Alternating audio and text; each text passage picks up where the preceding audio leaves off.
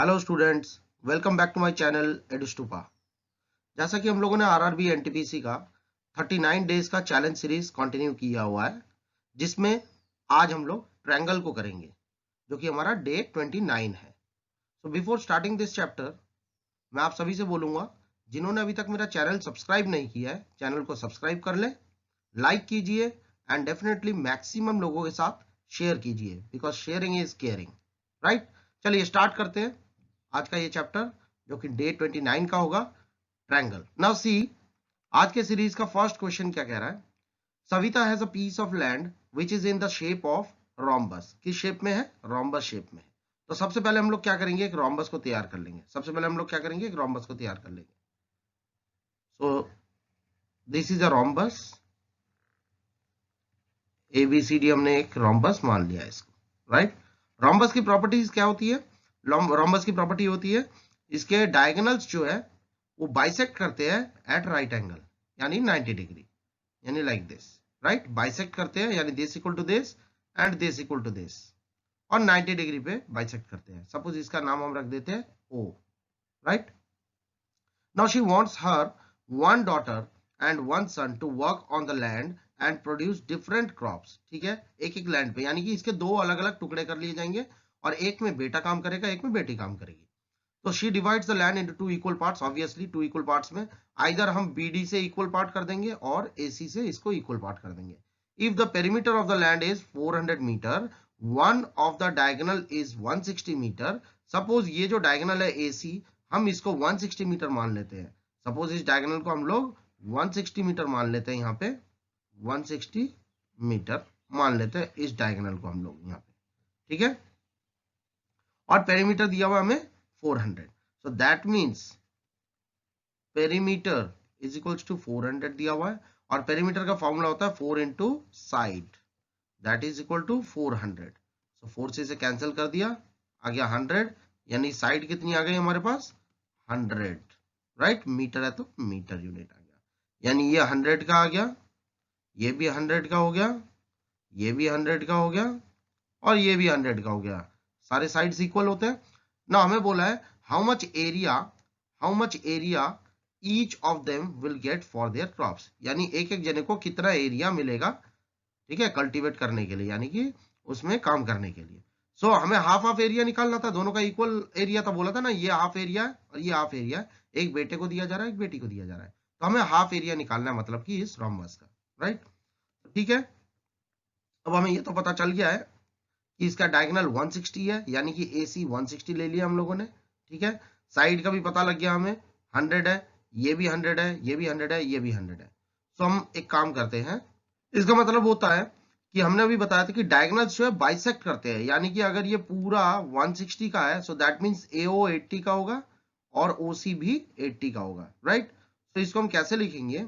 हम इसे ऐसे भी लिख सकते हैं कि ये 80 का हो गया और ये भी 80 का हो गया, और ये पूरा जो है दैट इज 160, जो कि हमने यहाँ पे लिखा हुआ है, यानी 160 इज इक्वल्स टू AC लिख सकते हैं, और AO equal to OC equal to हम लोग 80 मीटर लिख सकते हैं, क्योंकि बाइसेक्ट करता है डायगोनल्स, ठीक है, रोम्बस के। तो ये तो प्रॉपर्टी से हमने ये चीजें निकाल ली।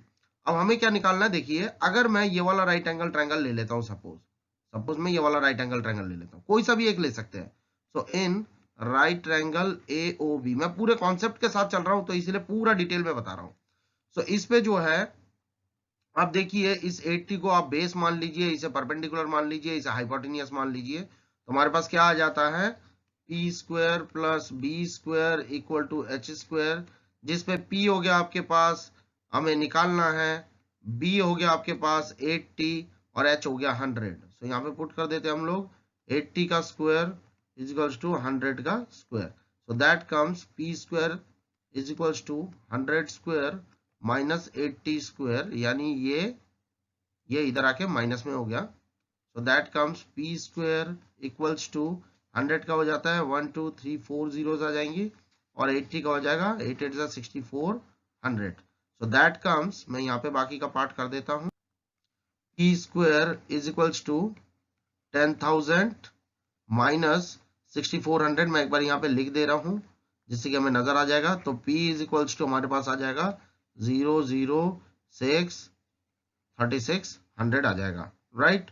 सो P is equals to square इधर आके रूट में बन जाएगा 3600, that comes 60 metre. So P की वैल्यू 60 मीटर आ गई, यानी कि कह सकते हैं आप ये जो OB है ये 60 का होगा और ये जो OD है ये भी 60 का होगा। Got my point? So that means therefore हम कह सकते हैं OB equals to OD equal to 60 metre. मैं पूरी बात को बता रहा हूं, ठीक है। नाउ एरिया ऑफ रोम्बस क्या होता है? Area is equals to half into D1 into D2 होता है इसका formula. So half into D1 हो गया हमारे पास, देखिए D1 है पूरा 160 यानी कि AC, ठीक है। और D2 कितना हो जाएगा हमारे पास? D2 हो जाएगा हमारे पास ये BD, और BD कितना हो जाएगा? 60 प्लस 60 120। सो दैट कम्स, ये है हमारे पास 160 और ये हो जाएगा हमारे पास 120, राइट। यहां से हम यहाँ पे लिख सकते हैं इस चीज को, यहां से हम लिख सकते हैं कि BD इक्वल टू 120, ठीक है।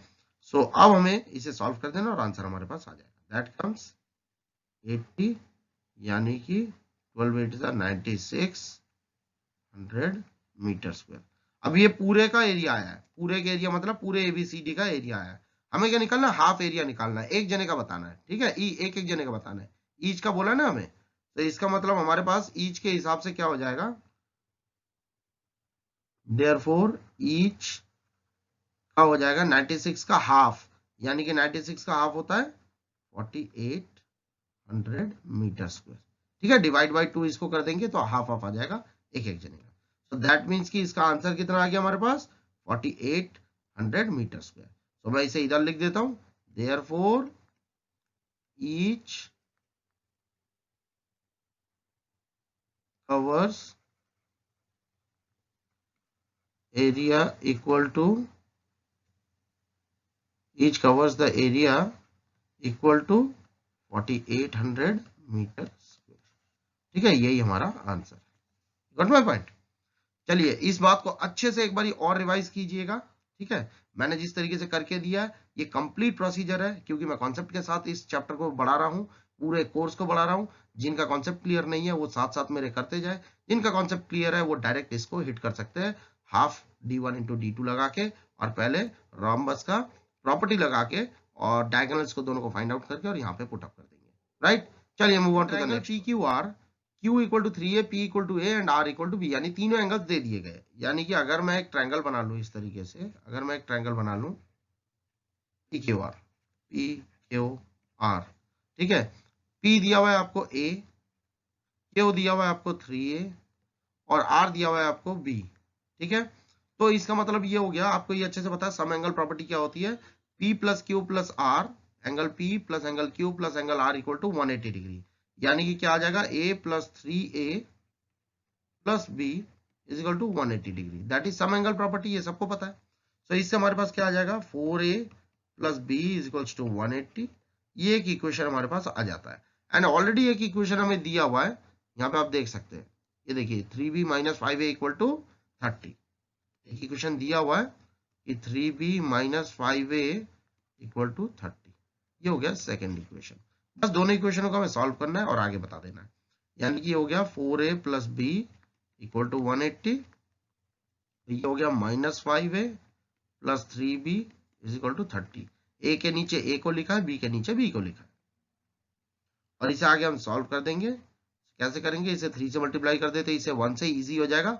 बी के आगे जो ऑब्जर्वेशन लिखा हुआ है, जो नंबर लिखा हुआ है, उसे हमने यहाँ पे लिख दिया, और बी यहाँ पे बी के आगे जो लिखा हुआ है उसे हमने क्रॉस मल्टीप्लाई करके यहाँ पे लिख दिया, 1 लिखा हुआ है 1 को कर दिया, और इसे हम क्रॉस मल्टीप्लाई मेथड से कर लेंगे। ये हो गया फर्स्ट और ये हो गया सेकेंड, ये हो जाएगा 3 4 जा 12A plus 3B is equal to 18 3 जा 4 0, और ये आ गया माइनस का 5A plus 3B is equal to 30, sign हमने उल्टे कर दिए नियम अनुसार, प्लस का माइनस माइनस का प्लस, तो ऐसा करने से कैंसिल हो जाएगा और हमारे पास आ जाएगा it comes 17A is equals to 0 1 51, 17 से इसे काट देंगे 30, यानी A की वैल्यू कितनी आ गई हमारे पास? 30। सो A की वैल्यू आ गई है 30, राइट। और हमें क्या निकालना है? बाकी B भी निकालना है। तो b निकालने के लिए अब हम कैसे करेंगे, इसे निकालने के लिए मैं इधर कर देता हूं, किसी भी इक्वेशन में पुट कर देते हैं। हम क्या करते हैं, फर्स्ट वाली इक्वेशन में पुट कर देते हैं। तो 4 इंटू में 30 plus b is equals to 180, so that comes 4 3 12, 120 plus b is equals to 180, यानी कि b is equals to 180, ये 120 इधर आके माइनस में हो जाएगा, so that comes minus 120, यानी कि b is equals to 60, so b की वैल्यू आ गई 60। इसका मतलब देखिए यहाँ पे अगर मैं पुट करता हूँ तो a की वैल्यू, तो a हो गया 30, यानी एंगल p हो गया 30। अच्छा यहाँ पे अगर मैं पुट करता हूँ तो ये हो जाएगा 3 इंटू में 30, यानी कि हो गया 90, ठीक है। और यहाँ पे इसे पुट करता हूँ तो ये हो गया 60। देखिए 30 90 60, 30 90 60 मिला के 180 हो गया, और एंगल क्यू पे कितना आ रहा है, 90 आ रहा है। It means it is a right angle triangle, therefore angle Q is equals to 90 degree, so it is a right angle triangle, ठीक है। यानी कि हमारे पास ऑप्शन 4 करेक्ट आंसर है, ठीक है। ये एक राइट एंगल ट्रायंगल बन गया। चलिए move on to the next one. Now see the diagram, और क्वेश्चन भी साथ साथ पढ़ लीजिए। In the adjoining figure DC and AB are two poles, ये एबी एक पोल है, डीसी एक पोल है। एबी 6 मीटर का है और डीसी 11 मीटर का। It is given distance between their feet is 12 metre, यानी कि बी से लेकर डी तक इनका फीट है, ये है 12 मीटर का डिफरेंस, ठीक है। तो डिस्टेंस बिटवीन देयर टॉप, यानी कि ए से लेकर सी तक का जो डिफरेंस है ये टॉप का, ये हमें फाइंड आउट करना है। अब यहाँ पे एक बात तो क्लियर हो जाती है कि अगर आपके पास बी डी 12 का है तो ए से लेकर ये वाला जो डिस्टेंस होगा इसका एक नाम दे देते हैं हम लोग। सपोज इसका नाम हमने दे दिया ई, ठीक है। यानी ए से लेकर ई तक भी 12 होगा, इट मीन्स ये भी 12 मीटर का ही होगा, राइट।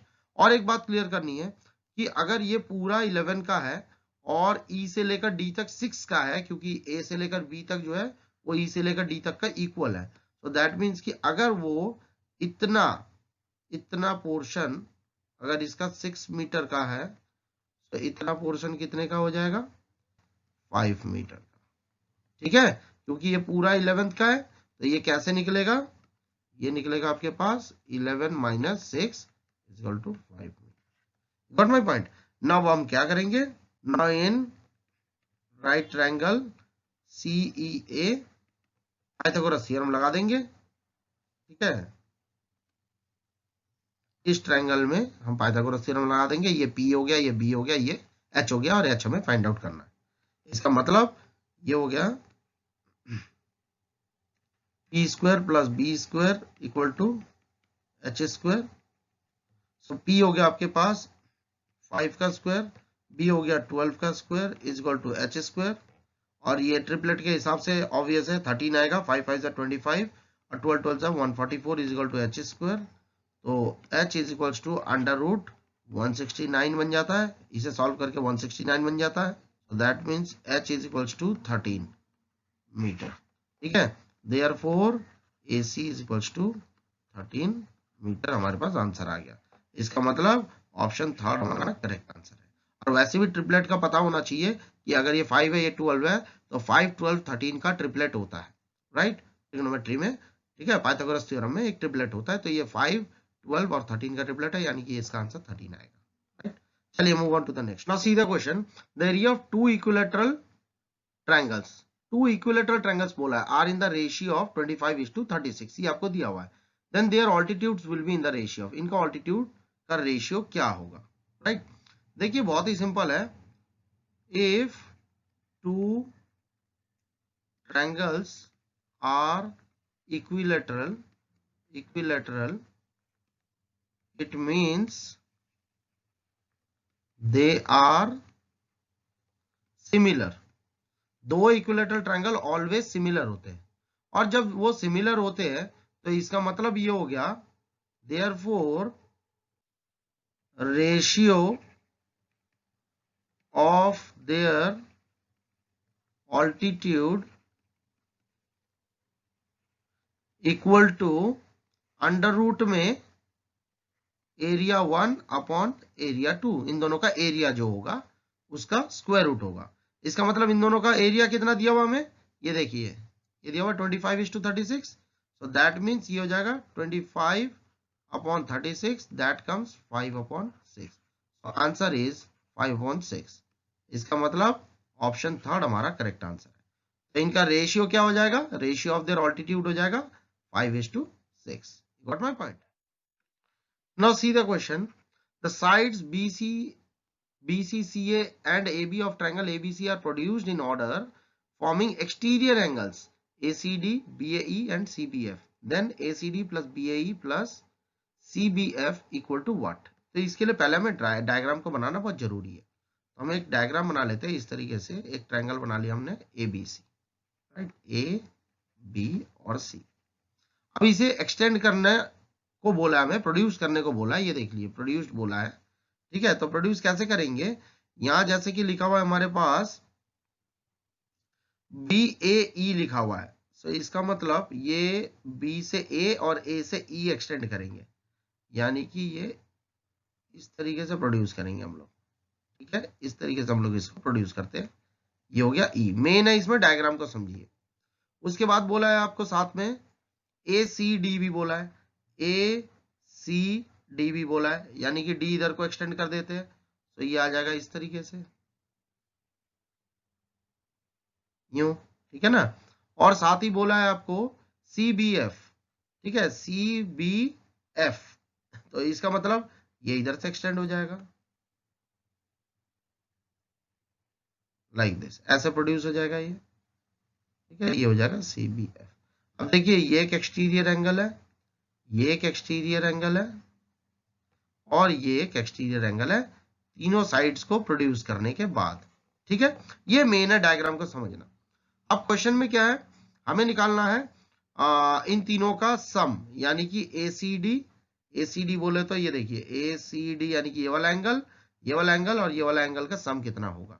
अब आपको एक थ्योरम पता होना चाहिए कि एक्सटीरियर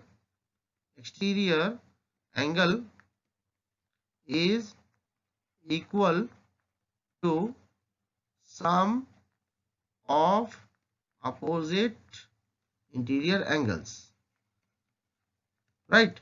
इसका मतलब क्या होता है कि जैसे मैं यहाँ पे रफली समझा रहा हूं कि ये एक एक्सटीरियर एंगल है, ये स्ट्रेट लाइन है, ये एक स्ट्रेट लाइन है और ये एक एक्सटीरियर एंगल है। सो ये exterior angle equal to triangle के अंदर और अपोजिट, यानी ये दोनों एंगलों का सम जो होगा ये अकेला इतने का होगा। मतलब अगर ये x का है, ये y का है, so it will be x plus Y, ठीक है। This is called exterior angle theorem. So इसके बेसिस से जो है ये क्वेश्चन सॉल्व हो जाएगा। तो अब इस क्वेश्चन में हम क्या करेंगे, देखिए इसमें भी ठीक इसी तरीके से लगाएंगे।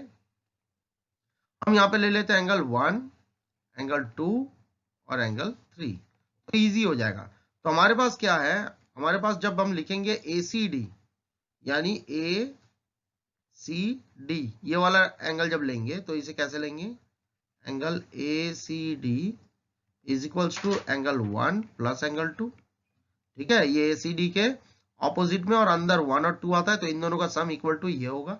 एग्जैक्टली इन दोनों के साथ भी ऐसे ही कर देंगे। तो हमारे पास क्या आ जाएगा, हमारे पास आ जाएगा BAE is equals to BAE यानी ये वाला एंगल इक्वल टू 2 प्लस 3, यानी कि this will be equal to angle 2 plus 3, right.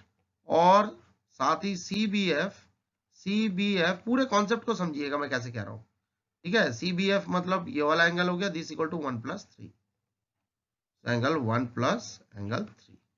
अब अगर मैं इन तीनों को ऐड कर देता हूं तो ये बन जाता है angle ACD plus angle BAE plus angle CBF, ठीक है, equal to angle 1 plus angle 2 plus angle 3 plus angle 1 plus angle 2 plus angle 3। देखिए दो दो बारी आ रहा है, ये दो बारी आ रहा है, मैंने दो बारी लिख दिया, राइट।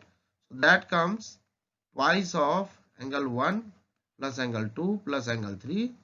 मैंने 2 को कॉमन भी ले लिया क्योंकि दो बारी आ रहा था, सो इक्वल टू 2 इंटू, अब 1 प्लस 2 यानी कि सम एंगल प्रॉपर्टी जो कि 180 होता है एक एंगल का sum of angles, so that comes 180। So answer finally आ रहा है 360 डिग्री, यानी यही हमारा आंसर है। यानी कि इन तीनों एंगलों का sum is equals to 360 degree, और ये तीनों ही एक्सटीरियर एंगल थे, यानी कि this angle and this one, right. और यही हमें फाइंड आउट करना था। इसका मतलब ऑप्शन बी यानी कि second option is our correct answer. तो मैंने पूरे कॉन्सेप्ट को बताया, कॉन्सेप्ट के साथ आप सीखिएगा, जिनको आता है कॉन्सेप्ट वो डायरेक्ट फटाफट रिवाइज कर ले, बहुत ही इंपॉर्टेंट क्वेश्चन है। चलिए move on to the next one. Now see the question, ये बहुत ही इंपॉर्टेंट क्वेश्चन है, थ्योरम बेस्ड क्वेश्चन है। इसमें लिखा हुआ है इन द गिवन डायग्राम, ये जो डायग्राम दिया हुआ है ऑफ ट्रायंगल एबीसी, ये ट्रायंगल एबीसी का angle B equal to 80 degree, that means कि एंगल बी जो है that is equal to 80 degree, right, this is equal to 80 degree and angle C equal to 30 degree, यानी कि ये जो है एंगल सी जो है ये है 30 डिग्री, राइट। बी एफ, ये लिखा हुआ है B F and C F, ये B F and C F जो है are the angle bisectors of angle CBD and BC respectively. इसका मतलब क्या हो जाता है, जो बी एफ है ये इस सीबीडी यानी ये जो एक्सटीरियर एंगल है इसका एंगल बाइसेक्टर है, और सी एफ जो है इस एक्सटीरियर एंगल का यानी कि बीसीई का एक्सटीरियर जो है ये एंगल बाइसेक्टर है। सो इसका मतलब ये एक्सटीरियर एंगल बाइसेक्टर का थ्योरम इसमें लग सकता है। सो वो क्या होता है मैं आपको बता देता हूं। सबसे पहले हम लोग क्या निकालेंगे, सबसे पहले हम लोग ये निकालेंगे कि ये वाला एंगल कितने का आएगा। भाई ये वाला एंगल आएगा आपके पास, देखिए यहाँ पे 80 प्लस 30 हो गया 110, और टोटल मिला के सम एंगल प्रॉपर्टी से 180 होता है, तो 180 में से 110 माइनस कर देंगे तो हमारे पास आ जाएगा 70। सो that means this comes 70 degree. ये बात तो क्लियर हो गई डायग्राम में ही, राइट। अब एक्सटीरियर एंगल थ्योरम क्या होता है मैं वो आपको बता देता हूं। एक्सटीरियर एंगल बाइसेक्टर थ्योरम, ये वाला angle BFC, this angle BFC is equals to जो आपके एक्सटीरियर एंगल बाइसेक्टर से जो लाइनें बन रही है, मतलब जो बाइसेक्टर है वो जहां पे आके ज्वाइन कर रहा है यानी एफ पे आके ज्वाइन कर रहा है, तो ये वाला एंगल, ठीक है, BFC that is BFC equal to 90 minus half angle BAC, ये होता है इसका theorem, right. 90 minus half angle BAC, यानी ये वाला एंगल जो एक्सटीरियर एंगल बाइसेक्टर्स है ये जहां पे मीट कर रहे हैं एफ पे, ये वाला angle equal to 90 minus half angle A यानी कि BAC, राइट। ये आपको याद रखना है, बस इसी से हो जाएगा आपका क्वेश्चन। तो अब आपको क्या निकालना है, BFC निकालना है आपको, that is equal to 90 minus half, और ऑलरेडी आपने BAC को यहाँ पे फाइंड आउट किया है डायग्राम में 70, तो यहाँ पे आपने 70 को लिख दिया, ये काट दिया 35, 90 में से आप 35 माइनस कर देंगे, सो that comes 55 degree is your answer, यानी कि ये आ जाएगा आपके पास फाइनली 55 डिग्री। थ्योरम आप याद कर लीजिएगा, this is exterior angle bisector theorem. इसी तरीके से इंटीरियर बाइसेक्टर थ्योरम भी होता है, जिसमें यहाँ पे बस माइनस की जगह एक प्लस का यूज होता है, बाकी थ्योरम सेम रहता है। मैं आगे क्वेश्चन लाता हूं, अभी आएगा इसके ऊपर क्वेश्चन, उसमें इसे मैं बता दूंगा। चलिए move on to the question. Is the internal bisector of angle B and angle C of triangle ABC meet at O and angle A is 80 degree, then angle BOC is what. देखिए अभी पीछे मैंने पिछले ही question में मैंने बताया था आप लोगों को कि वो एक्सटीरियर एंगल बाइसेक्टर थ्योरम था। अब आ गया आपके पास इंटीरियर बाइसेक्टर एंगल थ्योरम, जिसके बारे में मैं बात कर रहा था। तो इस पे भी पहले डायग्राम को पुटअप कर लेते हैं, डायग्राम बन जाएगा तो आपको बहुत ही इजी लगेगा। सेम ही चीज है, बस यहाँ पे एक प्लस और एक माइनस का फर्क होता है, दैट इज ABC, इस तरीके से हमने लिख लिया। ये है इंटरनल बाइसेक्टर, यानी कि this angle is equal to this angle, और इसे भी यहाँ पे हम ज्वाइन कर देते हैं, so this angle is equal to this angle means this equal to this, right. इसका नाम हमने O रख दिया, और एंगल A आपको दिया हुआ है यहाँ पे 80 डिग्री, ये बोला है ना A equal to 80 degree, right. अब हमें क्या निकालना है, ये हमें फाइंड आउट करना है, ठीक है। और इसमें इंटरनल बाइसेक्टर थ्योरम लग जाएगा, यानी कि इंटीरियर बाइसेक्टर थ्योरम, ये होता है आपके पास एंगल BOC, यानी ये जो बाइसेक्टर्स है, ये जो बाइसेक्टर्स है जहां पे मैं मीट कर रहे हैं उस पॉइंट को कह रहा है angle BOC is equals two plus half angle BAC, ठीक है। ये थ्योरम होता है इसका, एक्सटीरियर में माइनस होता है और इंटीरियर में प्लस होता है, बस यही फर्क है। ये हो जाएगा 90 प्लस हाफ, और एंगल BAC आपको दिया हुआ है 80, यहाँ पे पुट कर देंगे, सॉल्व कर दिया, ये कैंसिल होकर 40 आ गया, तो 90 plus 40 that comes 30 degree. So angle BOC जो है वो आ गया हमारे पास 130 डिग्री, और हमें BOC ही फाइंड आउट करना था। तो इसका मतलब ऑप्शन 4 हमारा करेक्ट आंसर है, राइट। बस इन थ्योरमों को आप याद कर लीजिए तो आपकी बात बन जाएगी। पिछला क्वेश्चन और ये वाला क्वेश्चन दोनों ही जो है थ्योरम बेस्ड है। चलिए move on to the next. Now see the question. Question में क्या बोला गया है? फॉर एन इक्विलैटरल ट्रायंगल, एक इक्विलैटरल ट्रायंगल की बात हो रही है, the ratio of in radius and the exradius, जिसे हम लोग सरकम रेडियस भी कह सकते हैं, इसे हम लोग सरकम रेडियस भी कह सकते हैं, सरकम रेडियस भी कह सकते हैं, ठीक है। इज, तो इनका रेशियो क्या होगा, यानी इन रेडियस का और एक्स रेडियस यानी सरकम रेडियस का रेशियो क्या होगा। देखिए इन रेडियस जो होता है, ये होता है साइड अपॉन 2√3, और सरकम रेडियस जो होता है that is equal to side upon √3। तो बस इनका हमें रेशियो बताना है। तो इन दोनों का रेशियो हमें बताना है। तो कितना आ जाएगा इन दोनों का रेशियो आ जाएगा side upon 2√3 upon side upon √3, ठीक है ना। √3 से √3 कैंसिल, साइड से साइड कैंसिल, तो कितना बच गया हमें रेसिप्रोकल होने के बाद 1/2। So 1/2 is the ratio of in radius and circum radius. So that means option A यानी कि फर्स्ट ऑप्शन हमारा करेक्ट आंसर है। Got my point. चलिए move on to the next. देखिए सबसे पहले हमें डायग्राम बनाना जरूरी है इस क्वेश्चन में, ठीक है। इसमें क्वेश्चन में बोला है the circumference of a triangle is 24 centimetre and the circumference of its incircle is 44 centimetre, then the area of the triangle is. तो सबसे पहले हम इसमें डायग्राम को बना लेते हैं, राइट। इस तरह से हमने एक ट्रायंगल ले लिया लाइक दिस, और इसके अंदर हमने एक सर्कल को शो कर दिया, ठीक है। ये इसका सेंटर पॉइंट मान लेते हैं हम लोग। इस तरह से हम ज्वाइन कर लेते हैं सेंटर पॉइंट से लाइक दिस, ये यहां पे होना चाहिए।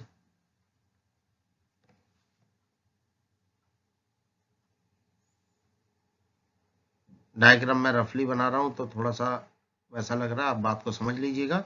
डायग्राम कुछ इस तरीके से है, ABC और ये O हो गया सेंटर पॉइंट हमारा।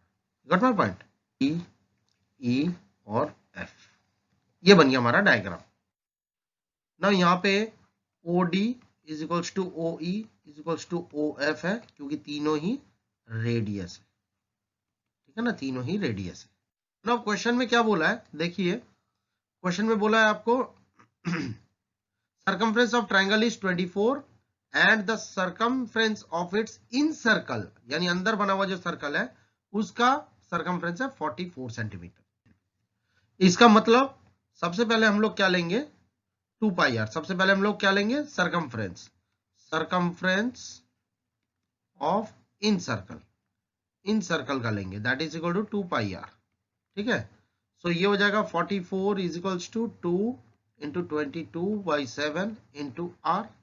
सो यहां से हमारे पास देखिए 2 और 22 44 होता है, 44 से 44 कैंसिल, तो r इक्वल टू हमारे पास कितना आ गया 7 आ गया, राइट।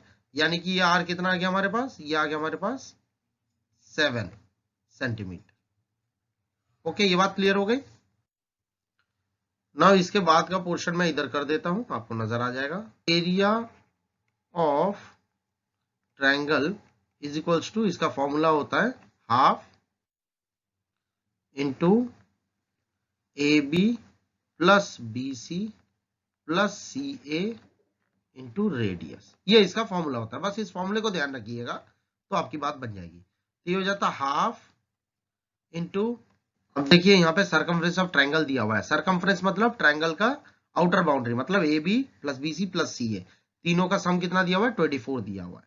इसका मतलब ये हो जाएगा आपके पास 24, और इंटू में रेडियस अभी आपने निकाल लिया 7, वो आप यहाँ पे पुट कर देंगे, यानी इंटू में 7 यहाँ पे हमने पुट कर दिया, ठीक है, कैंसिल कर दिया 12 और 12 7 जा होता है एरिया इज इक्वल्स टू 12 7 जा 84 सेंटीमीटर स्क्वायर। सो यही हमारे पास आंसर आ जाता है। Got my point?